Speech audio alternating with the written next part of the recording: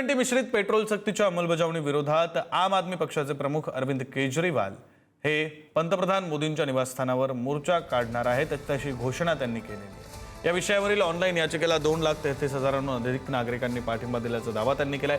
केजरीवालांनी सरकारवर E20 petrol नागरिकांवर सक्तीने लादल्याचा आरोप करत त्यामुळे वाहनांचं मायलेज कमी होत असून इंजिनाचं नुकसान होत असल्याचा दावा केला। तसंच या धोरणामागे सरकारचा लपलेला अजेंडा असल्याचाही आरोप केजरीवालांनी केलेला आहे।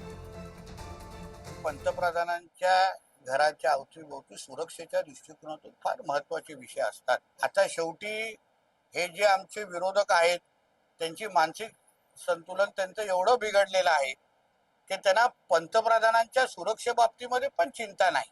म्हणजे एक राहुल गांधीजींच्या घरी पंतप्रधान राहिलेले आहेत, दुसरे अरविंद केजरीवाल स्वतः मुख्यमंत्री राहिलेले आहेत, तरीही त्यांना पंतप्रधानांची सुरक्षा ही किती महत्त्वाची असते देशासाठी हेही ज्यांना कळत नसेल तर त्यांच्या भोवतीची कीव करायची वाटते।